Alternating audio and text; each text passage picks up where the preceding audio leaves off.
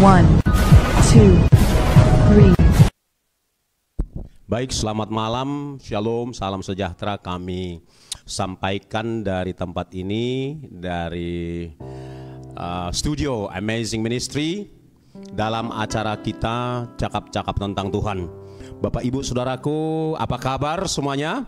Ya, kita percaya bahwa Bapak Ibu Saudara sekalian yang mendengarkannya ada dalam keadaan baik-baik, bahkan dalam keadaan sangat baik. Puji Tuhan.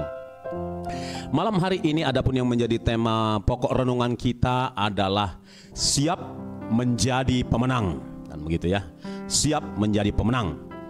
Nah, saudaraku, sebelum kita masuk pada renungan kita pada malam hari ini, terlebih dahulu izinkan kami untuk memuji Tuhan.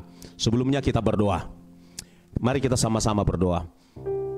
Bapa di sorga, kami sungguh mengucap syukur buat waktu yang Tuhan percayakan kami gunakan melayani Tuhan, beribadah kepada Tuhan dan melakukan apa yang menjadi kehendak Tuhan.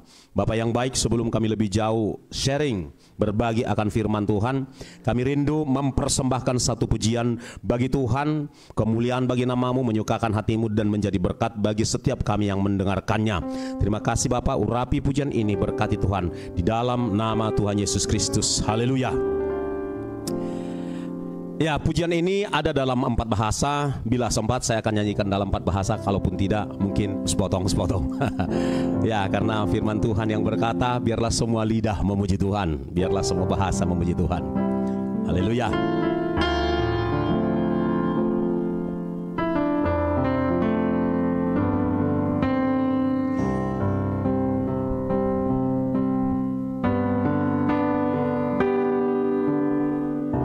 Father in heaven, how we love you. We lift your name in all the earth. May your kingdom be established in our praises. As your people declare your mighty works, blessed be the Lord, all God.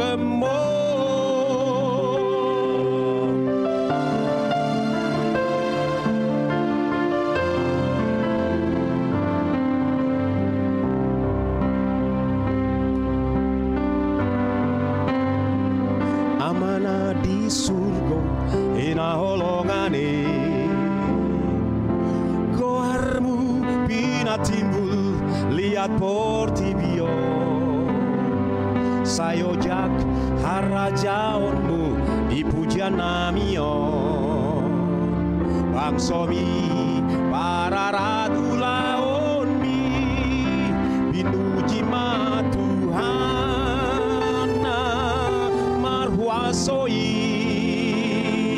naung rojalanana eng robuse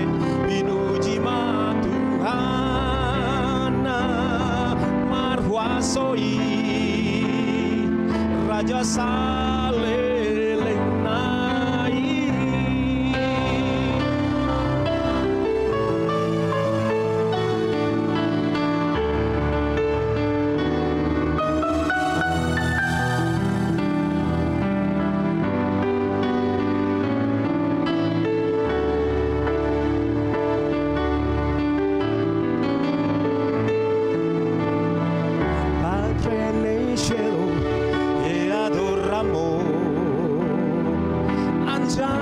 Soy su nombre en alto, que tu reino se establece en la alabanza, que tu pueblo quiere declarar tu poder. Bendito sea el Señor, Dios poderoso, quien fue, quien es y quien será. Bendito sea el Señor Dios.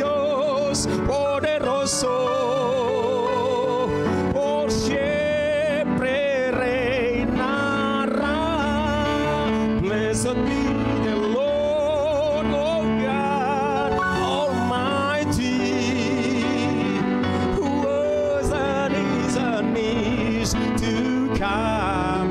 Terpujilah Tuhan yang Maha Kuasa, berkuasa selamanya. Bendito sea el Señor Dios poderoso, quien fue, quien es y quien será. Bendito sea el Señor Dios poderoso, por siempre reinará. Tapuji ma Tuhan na marhuasoi, nang rojalanana eng romuse. Tapuji ma Tuhan na marhuasoi, Raja saleleng nai.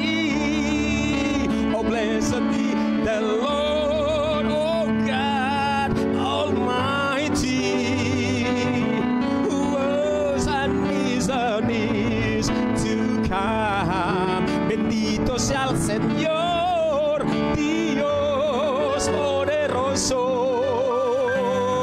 por siempre reinará, who reigns forevermore, who reigns forevermore.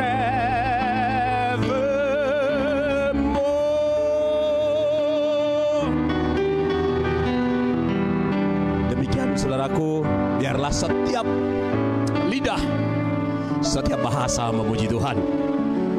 Tuhan yang kita sembah, Dia akan datang segera. Ya, Dia akan datang segera untuk memerintah dan menyingkirkan seluruh pemerintahan yang ada di muka bumi ini, dan Dia Yesus menjadi satu-satunya, the one and the only King who reigns forevermore in this earth as in the new heaven, new Jerusalem, and the new sky. Haleluya. Baiklah Bapak Ibu Saudara yang dikasihi oleh Tuhan, kita akan masuk pada pokok renungan kita pada malam hari ini, yaitu siap menjadi pemenang.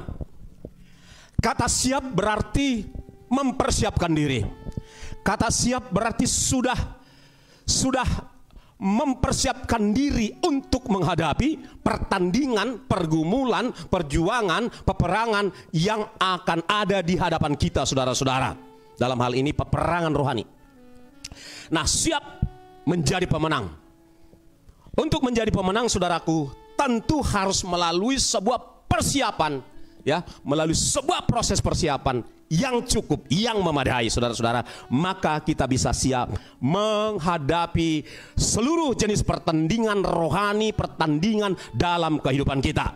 Nah, kita akan lihat sejumlah ayat di dalam Alkitab bahwa sesungguhnya kehidupan seorang Kristen itu adalah sebuah perjuangan, sebuah pertandingan, sebuah sebuah pergumulan.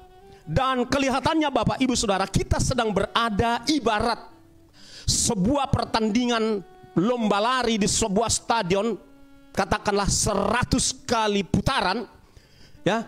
Tampaknya gereja sudah sudah memasuki putaran yang terakhir, yaitu putaran yang ke-100. Ini kita bisa lihat dari tanda-tanda akhir zaman yang satu demi satu telah digenapi. Dan putaran terakhir ini kiranya kita tidak sia-siakan, kita jadi pemenang. Nah, kita buka misalnya dari 1 Korintus 9 ayat 24. Apa dikatakan di sana, saudaraku? 1 Korintus 9 ayat 24, demikian dikatakan di sana. Tidak tahukah kamu bahwa dalam gelanggang pertandingan, jadi ada muncul di sini kata pertandingan, ya. Semua peserta turut berlari, tetapi bahwa hanya satu orang saja yang mendapatkan hadiah. Karena itu, larilah begitu rupa sehingga kamu memperolehnya. Di dalam ayat ini kita menemukan kata pertandingan. Ayat berikutnya 1 Korintus 9, ya, ayat yang ke-25. Oke, apa dikatakan di sana? tiap-tiap orang yang turut mengambil bagian dalam pertandingan, muncul lagi kata pertandingan, menguasai dirinya dalam segala hal, ya. Mereka berbuat demikian untuk memperoleh suatu mahkota yang fana. Pertandingan di dunia ini, piala, medali itu adalah fana sifatnya sementara, tetapi kita untuk memperoleh suatu mahkota yang abadi. Pertandingan rohani kita, pertandingan iman kita adalah untuk memperoleh mahkota yang abadi, saudara-saudaraku. Selanjutnya kita lihat dalam 1 Timotius 6 ayat yang ke-12. 1 Timotius 6 ayat 12. Saya akan bacakan buat kita saudaraku yang dikasihi oleh Tuhan Yesus Kristus. Haleluya. Demikian di sana dikatakan.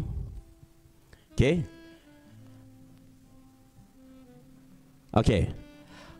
Bertandinglah dalam pertandingan iman yang benar, dan rebutlah hidup yang kekal. Untuk itulah engkau telah dipanggil, kita telah dipanggil, dan telah engkau ikrarkan ikrar yang benar di depan banyak saksi. Di sini muncul lagi kata pertandingan. Di sini kita diingatkan agar bertanding dalam pertandingan iman yang benar untuk merebut hidup yang kekal.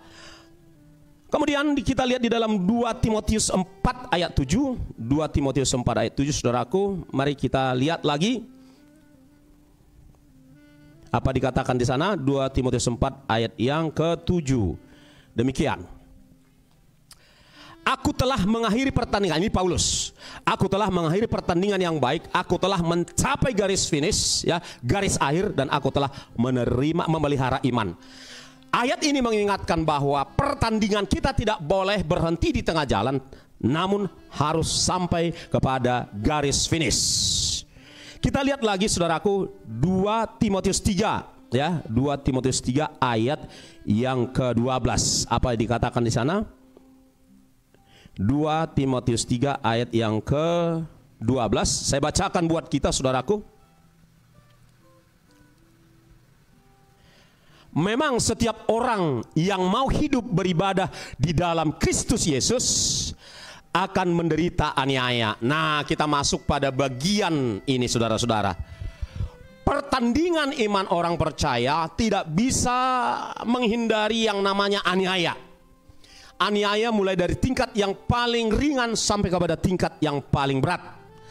Sebutlah aniaya, yaitu yang berupa aniaya mental, aniaya perasaan, di mana saudara bisa dibuli oleh orang lain karena pengiringan saudara kepada Yesus, karena iman saudara kepada Yesus, dibuli, diejek, disindir, ya, disindir. Itu aniaya di tingkat yang lemah menurut saya, menurut kami, saudara-saudaraku. Ketika saudara mengalami bulian, ejekan karena saudara beriman kepada Yesus Kristus, Anda sedang teraniaya. Lalu ketika saudara mengalami kesulitan dalam dunia pekerjaan, dalam dunia usaha, di sekolah atau dimanapun, masuk kepada aniaya yang lebih serius lagi. Apabila saudara dipersulit dalam mata pencaharian saudara karena Yesus Kristus, maka saudara masuk dalam aniaya yang lebih serius. Nah, namun ada aniaya yang lebih serius lagi saudara-saudara, yaitu aniaya fisik. Aniaya fisik yang mengancam nyawa saudara. Mengenai perkara ini saudara-saudara, para rasul di gereja mula-mula telah mengalaminya. Sebutlah misalnya saudaraku, ketika Stefanus, ya, salah satu dari murid Kristus di gereja mula-mula, di Kisah Rasul 7 itu, dia dianiaya sampai mati. Pasca Stefanus, maka rasul-rasul berikutnya semua dianiaya, bahkan mati martir. Jadi aniaya di tingkat yang paling serius adalah ketika orang percaya diperhadapkan dengan mati martir, saudaraku yang dikasihi oleh Tuhan. Dan sejarah memberitahu kepada kita bahwa semua rasul-rasul itu semuanya mati di penggal lehernya, saudara-saudara, termasuk Paulus. Bahkan saudaraku, Petrus, sejarah menyaksikan bahwa Petrus itu bukan saja mati disalibkan seperti Yesus, tetapi dia minta disalibkan terbalik, yaitu kakinya ke atas dan kepalanya ke bawah. Petrus mengalami aniaya, mengalami mati martir, saudara-saudara. Dan kalau saudara baca buku tentang martir, ya, itu semua, ya, rasul-rasul mengalami martir. Dan orang-orang percaya di abad pertama, abad kedua itu banyak yang mati, ya, dianiaya. Sebutlah misalnya di zamannya Raja Kaisar Nero. Kaisar Nero dari Eropa, ya, dari daerah Roma atau Romawi, saudara-saudara, ya. Nah, Kaisar Nero ini luar biasa melakukan penganiayaan kepada orang Kristen gereja mula-mula. Ada yang dilumuri teror begitu, lalu dibakar hidup-hidup di depan stadion. Ada yang dibawa ke sebuah stadion dan dikeluarkan singa atau harimau untuk memangsa mereka dan ditontoni oleh raja-raja waktu itu, saudara-saudara, sampai tubuhnya dicabik-cabik dan cara-cara aniaya yang lain, saudara-saudara. Sehingga banyak daripada orang Kristen gereja mula-mula menghadapi mati martir sampai kepada abad ketiga, abad keempat dan seterusnya. Ketika masuk abad keempat, seorang kaisar dari Roma, ya, kaisar Romawi bernama Konstantinus menghentikan aniaya itu dengan memerintahkan supaya semua orang di dalam kekaisarannya percaya kepada agama Kristen, katanya. Kan begitu, ya. Itu katanya. Kita nggak tahu proses apakah seorang Konstantinus Kristen sejati atau bukan. Ya, saya ulangi kalimat saya. Saya sendiri tidak dapat memastikan apakah dia Kristen sejati, apa iya, apa bukan, kan begitu. Tapi yang pasti sejak dia memerintah, saudara-saudara, maka penganiayaan itu surut. Namun 2 abad setelah itu, 12 abad maksud saya, 1200 tahun maksud saya, itu malah kekristenan itu malah redup di seluruh dunia dan seterusnya. Nah, kita kembali kepada pemenang. Saudara-saudara, saya mengajak kita sejenak untuk melihat sejumlah contoh beberapa dari tokoh Alkitab yang tampil menjadi pemenang. Ya, sebutlah Nuh, ya. Nuh beserta istri, 3 anak, 3 menantu itu keluar menjadi pemenang di tengah-tengah mayoritas seluruh dunia itu tidak percaya kepada Tuhan, tidak takut akan Tuhan. Profesor Stanley Heath, pendiri Sekolah Tinggi Teologi Tyrannus Bandung, pernah berkata di depan kelas kami, mengatakan bahwa pada zaman Nuh itu diperkirakan ada bisa kurang dari 10 miliar manusia yang hidup waktu itu. Karena apa? Karena sejak Adam sampai kepada air bah itu, usia orang itu ada yang 900 tahun, ada yang 800 tahun, ada yang 600, ada 500, 400 dan seterusnya. Jadi jumlah manusia waktu itu diperkirakan dalam kurun waktu berapa tahun itu bisa mencapai 10 miliar lebih. Nah, di antara 10 miliar lebih manusia waktu itu yang hidup di muka bumi ini, hanya ada 8 orang, Bapak Ibu Saudara, yang takut akan Tuhan. Mereka sangat-sangat minoritas, tetapi karena mereka takut Tuhan, mereka hidup saleh di hadapan Tuhan, maka saudara-saudara, Tuhan membela mereka. Namun kemenangan mereka tidaklah seperti membalik tangan. Karena apa? Selama Nuh membangun bahtera itu 100 tahun lamanya, kurang lebih, itu dia diejek, dia dibully, dia difitnah, ya. Karena apa? Dia membangun bahtera itu di atas sebuah gunung. Dan menurut orang pada umumnya, orang yang membangun bahtera atau perahu kapal di atas gunung adalah orang gila, orang stres. Kan begitu, saudara-saudara. Nah, saudaraku, Nuh terus melanjutkan menginjili, memberitakan Injil, memberitakan peringatan kepada orang yang hidup di sekitarnya waktu itu, bahwa akan ada Allah akan mencurahkan murkanya atas seluruh bumi, saudara-saudara. Kan begitu. Namun dia diejek, pasti dia ditertawakan, dibuli, hanya saja tidak sampai dibunuh. Tetapi ejekan, bulian, hinaan itu pastilah tumpah ruah diarahkan kepada Nuh, istri, 3 anak, 3 menantu tersebut. Nah, mereka terus mengerjakan apa yang mereka sudah terima dari Allah. Mereka mengerjakan perahu itu, saudara-saudara, sampai 100 tahun lamanya selesai. Namun karena mereka taat kepada Tuhan meski minoritas, kalau hidup benar, kalau hidup selaras dengan Tuhan, kalau berpikir seperti Tuhan berpikir, bertindak seperti yang Tuhan mau, maka dia keluar menjadi pemenang. Meski ada harga yang harus dibayar, saudara-saudara. Ya. Lalu kita lihat tokoh yang berikutnya, misalnya sebutlah Daniel, Sadrak, Mesak, Abednego. Ketika mereka dibuang ke Babel, saudara-saudara, mereka itu teraniaya. Namanya di pembuangan, saudaraku, pastilah hidupnya tidak seperti ketika mereka ada di rumahnya, di negaranya, di kampungnya. Namanya di pembuangan pasti hidupnya sederhana. Dan begitu, saudaraku, makanan mereka juga terbatas. Mereka mau cari uang, ya, konteks sekarang juga terbatas, tidak leluasa. Dipastikan hidup mereka itu sulit atau bahkan susah, saudara-saudara. Namun karena mereka selaras dengan Tuhan, meski mereka minoritas di tempat itu, mereka takut Tuhan, saudara-saudara, mereka akhirnya mengalami kemenangan meski diperhadapkan dengan aniaya. Ya. Makanya firman Tuhan digenapi, barang siapa yang ingin beribadah kepada Yesus Kristus, kepada Allah, saudara-saudara, harus mengalami aniaya. 2 Timotius 3:12 tadi. Mereka sudah lebih dulu mengalaminya. Nuh lebih dulu mengalaminya. Sadrak, Mesak, Abednego, Daniel lebih dulu mengalaminya, saudara-saudara.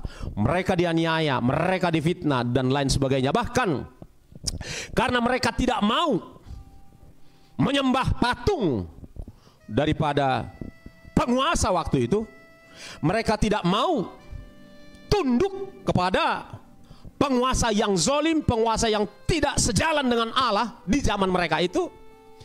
Mereka dibuang, Sadrak, Mesak, Abednego dibuang ke perapian yang 7 kali lipat lebih panas dari panas biasa, saudara-saudara. Tetapi karena mereka tetap komit, tidak mau dipengaruhi oleh mayoritas yang salah, mereka dibela Tuhan. Dan ketika mereka dimasukkan di perapian yang begitu membara itu, mereka santai aja di sana karena di saat seperti itu Tuhan Yesus hadir.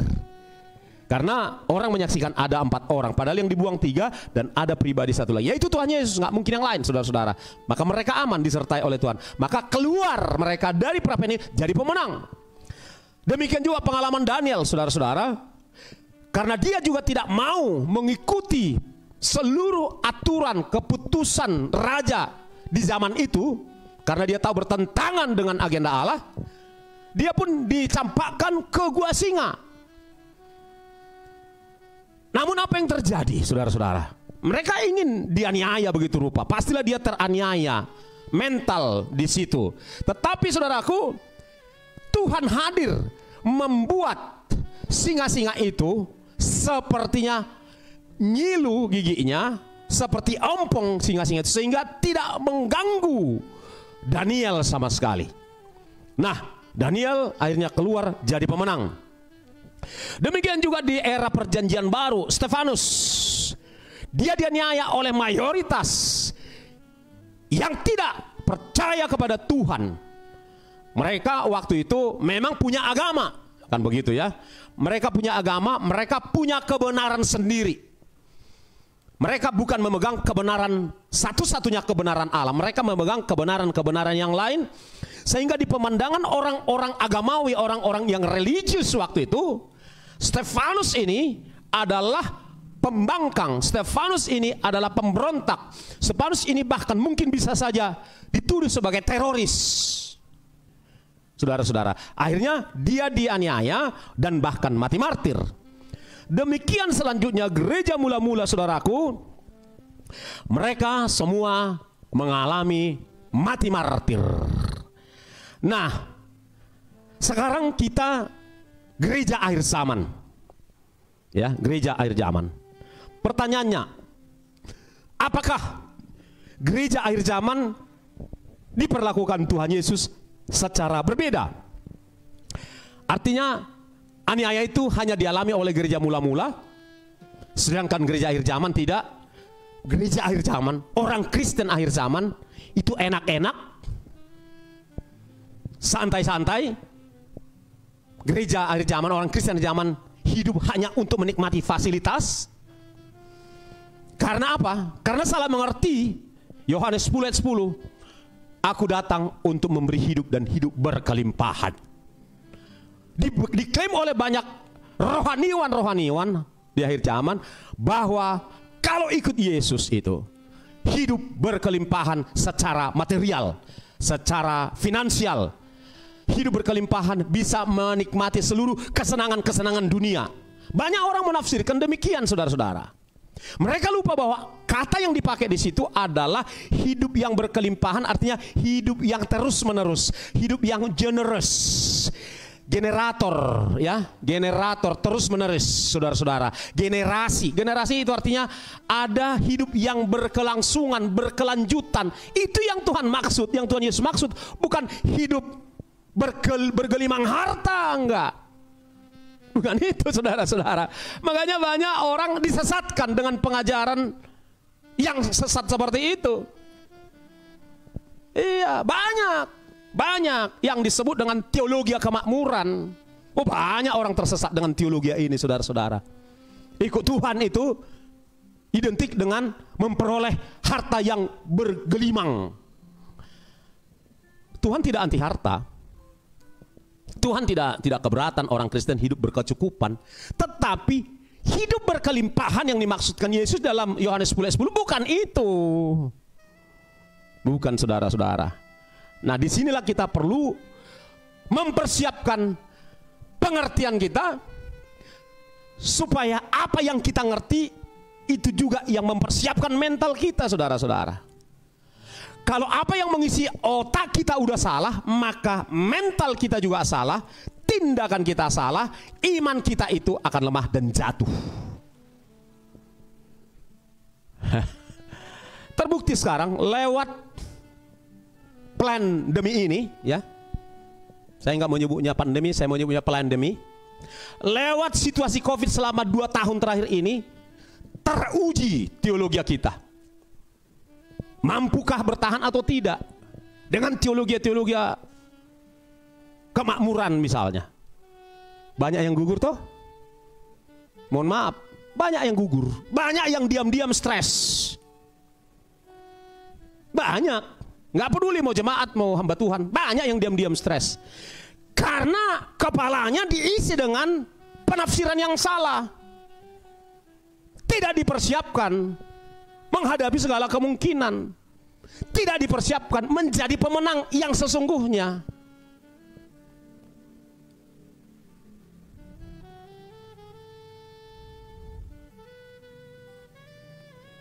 Seperti apa pemenang yang sesungguhnya? Pertama, saudara-saudara, kita harus menang atas ego kita. Kita harus menang atas segala selera kita. Kita harus menang atas segala gaya hidup kita, our lifestyle.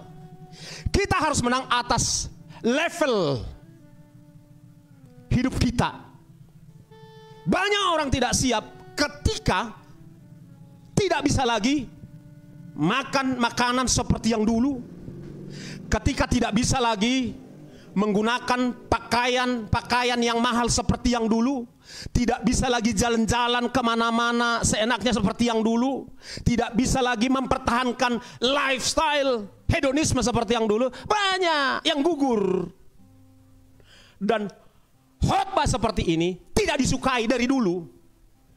Tapi sekarang khotbah seperti ini terbukti. Yang seperti ini yang harus disampaikan kepada jemaat, kepada orang percaya. Supaya benar-benar siap. Jangan halu. Banyak orang Kristen menjadi halusinasi gara-gara pengajaran yang mengiming-iming. Selalu ujung-ujung khotbah soal duit. Sekarang terbukti kan? Berapa banyak orang Kristen yang gugur imannya, diam-diam stres, depresi, dan akhirnya banyak yang mengakhiri hidupnya gara-gara tidak dipersiapkan menjadi pemenang sejati. Dari apa lagi kita harus menang? Menang dari sistem nilai dunia di sekitar kita, menang dari gaya hidup dunia di sekitar kita. Harus bisa menang dari gaya hidup hedonisme. Harus siap hidup apa adanya. Itu baru pemenang, saudara-saudara. Harus siap dari tawaran dunia ini, apapun bentuk tawarannya. Harus siap menolaknya. Jika engkau ingin mempertahankan mahkota kehidupan yang kekal itu. Jangan takut. Sama seperti Sadrak, Mesak, Abednego. Nggak takut mereka. Namun mereka lah yang keluar menjadi pemenang. Dibela Tuhan, ada cara Tuhan membela, saudaraku. Jangan gampang kompromi. Harus menang atas kompromi-kompromi A, B, C, dan seterusnya.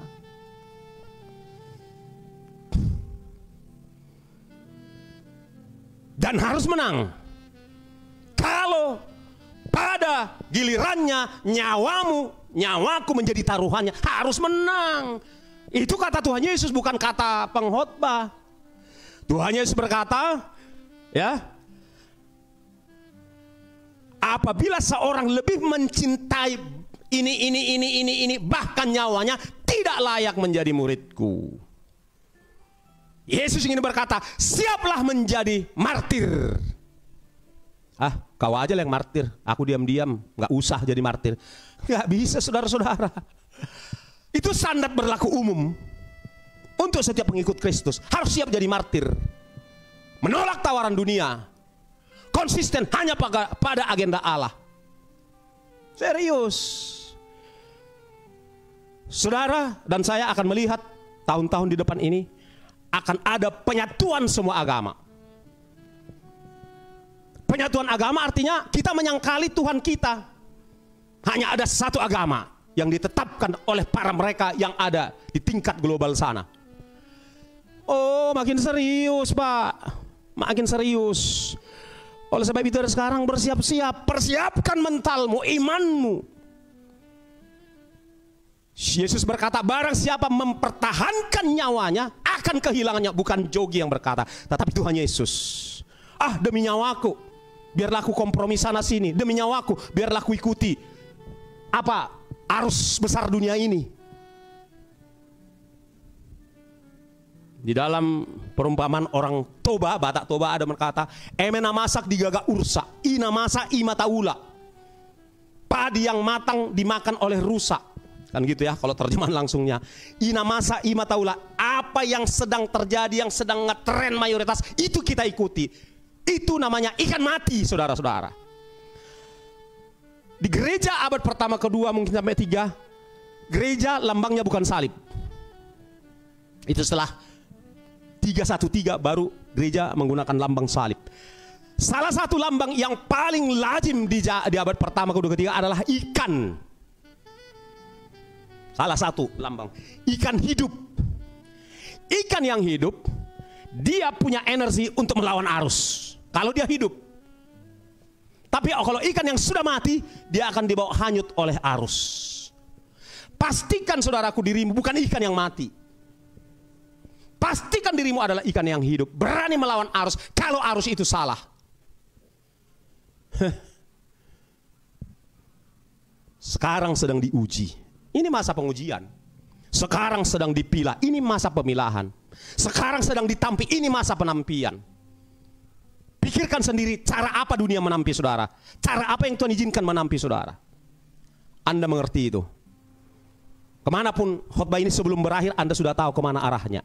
Pikir sendiri. Persiapkan dirimu menjadi pemenang. Jika tidak, kau akan kehilangan mahkotamu. Saudaraku yang dikasihi oleh Tuhan Yesus Kristus, tidak kebetulan kitab Wahyu, ya, saya akan coba kalau supaya tidak salah, seingat saya ada 8 kali kata jikalau menang. Barang siapa menang. Tunggu ya. Saya coba cari biar apa? Biar otentik kita punya perkara malam ini. Barang siapa menang. Ya. Seingat saya sih 8. Tapi mana tahu lebih? Gak apa-apa, kita coba lihat. Ya kan, sabar dulu ya. Barang siapa. Kitab terakhir itu, kitab Wahyu. Ya, oke. Sebentar. Di kitab Wahyu, Wahyu 2, oke. Sebentar, ini harus jelas perkara kita, saudaraku. Wahyu, barang siapa menang, ya kan? Coba saya lihat dulu berapa kali ya, saudaraku, saya mohon bersabar ya. Oke, barang siapa menang. 8 ya, betul ya, 8. Itu sampai kepada kitab pasal 21 ya, apa ya? Jadi di pasal 2 hingga pasal 3 ada 7 kali barang siapa menang, barang siapa menang, barang siapa menang, barang siapa. Masuk ke pasal hampir di penghujung dari kitab Wahyu, barang siapa menang. Enggak kebetulan bahwa seorang pengikut Kristus harus menang, harus mempersiapkan diri menjadi penang, dan harus menjadi pemenang. Jadi kita menang bukan dianugerahkan. Ini menang, kau tidur aja, nggak usah ikut lari, nggak usah ikut bertanding, kau tidur aja. Nanti aku aja yang lari-lari 100 kali kata Tuhan. Kau tidur aja. Begitu nanti aku selesai putaran ke-100, kubangunkan pun kau, ku kasih kau medali, ku kasih kau mahkota. Nggak masuk akal. Anda harus bertarung. Merebut sorga, iya. Kamu dan aku nggak sanggup beli sorga, maka diberikan keselamatan cuma-cuma. Tetapi keselamatan itu harus dikerjakan. Sekali selamat tidak selamat, nggak ada itu. Itu tidak benar. Alkitab yang berkata harus menang, harus menang, harus menang, harus menang. Itu di kitab terakhir loh. Harus menang. Barang siapa menang, barang siapa menang. Berarti barang siapa kalah. Kan itu tinggal dibalik kan, barang siapa kalah, barang siapa kalah. Tidak begini, tidak begini, tidak memperoleh mahkota kehidupan, saudara-saudara. Jadi don't take it for granted. Jangan anggap sepele terhadap pertandingan imanmu, saudara-saudara, sehingga engkau menggampangkan segala cara dan kompromi dengan berbagai cara. Persiapkan dirimu menjadi penang. Sekali lagi saya katakan, harus menang atas segala sistem dunia ini, harus menang atas segala tawaran godaan dunia, bahkan harus menang atas segala pemaksaan dunia ini. Saya ulangi, harus menang atas segala pemaksaan, taruhannya nyawa, jangan takut. Barang siapa kehilangan nyawanya karena namaku, kata Tuhan Yesus, ia akan memperoleh nyawanya kembali. Tuhan Yesus memberkati, kiranya renungan ini malam hari ini mengoreksi kembali imanmu, gaya hidupmu, pertandinganmu, ya, sebagai orang Kristen. Mengoreksi kembali, benar-benar mengoreksi kembali. Tinjau ulang kembali iman yang kau bangun. Model seperti apa iman yang kau bangun selama ini, saudaraku. Kami berdua dari tempat ini, kiranya Tuhan menolong saudara mempersiapkan diri menjadi pemenang. Haleluya. Sebelumnya, sebelum berdoa, kita angkat satu pujian.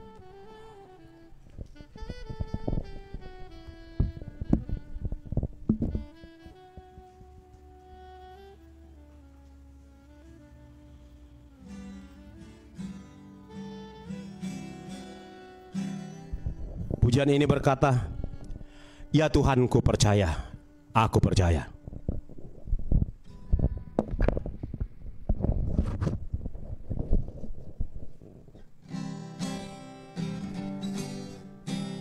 Ya Tuhan, ku percaya, aku percaya. Lewati lembah air mata, aku percaya.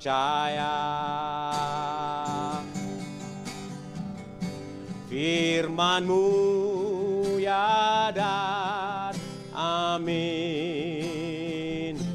aku percaya.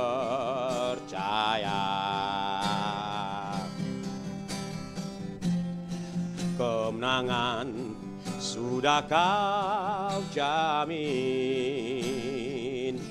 aku percaya.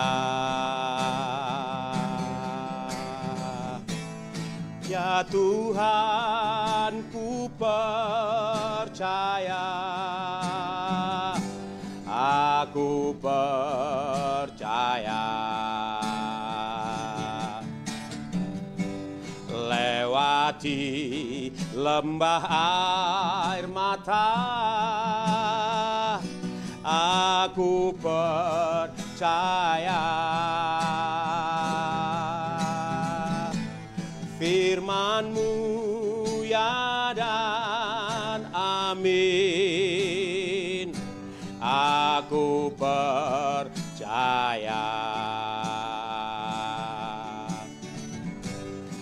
Kemenangan sudah Kau jamin, aku percaya. Saudaraku yang dikasihi oleh Tuhan Yesus Kristus, lewat renungan ini, saudara sungguh-sungguh dibangunkan dari tidur panjang selama ini, tidur dalam konsep iman yang keliru. Saudara dibangunkan dan saudara sungguh-sungguh mempersiapkan diri dengan cara apa? Lebih banyaklah bersekutu dengan Tuhan lewat pujian, penyembahan, doa, dan baca firman Tuhan, saudaraku. Hanya dengan cara demikian kita akan beroleh kemenangan. Haleluya. Ya Tuhan, ku percaya, aku percaya. Lewati lembah air mata,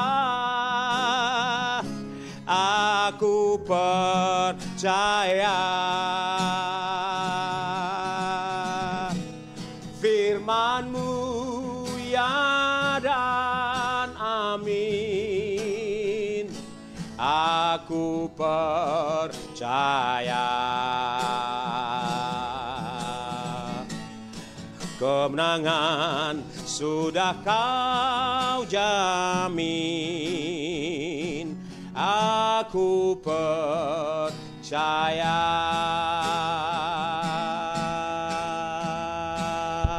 Kita berdoa, saudaraku. Bapa di sorga, kami telah sama-sama merenungkan bagian demi bagian dari firman Tuhan pada malam hari ini yang mengingatkan kami supaya kami semua mempersiapkan diri menjadi pemenang. Tuhan, kami mohon Roh Allah yang hidup, Roh Kuduslah yang terus menuntun kami serta melatih kami, memproses kami lewat pengalaman hidup kami, lewat kesulitan tantangan dalam hidup kami, menjadi arena buat Roh Kudus melatih kami keluar menjadi pemenang, dan akhirnya kami mencapai garis finish pertandingan kami. Tuhan, biarlah firman Tuhan serta renungan yang telah hamba-Mu sampaikan boleh diulang-ulang kembali oleh semua kami yang telah mendengarkannya.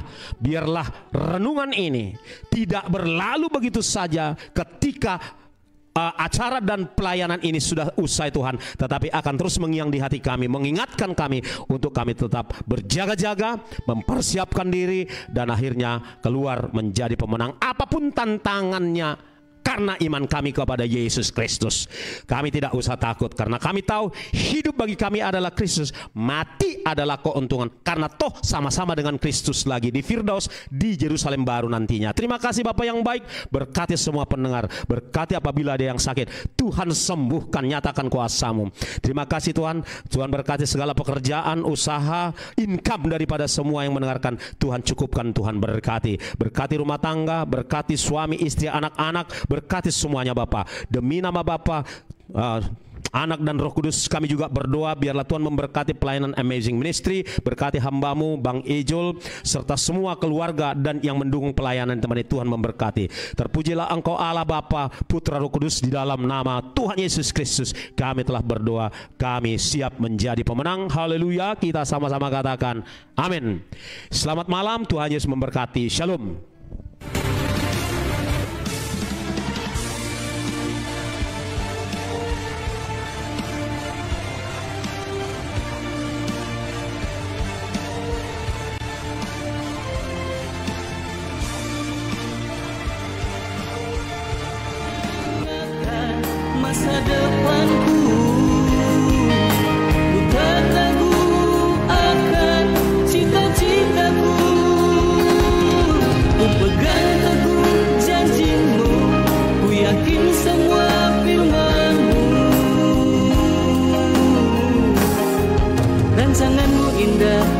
sungguh sempurna.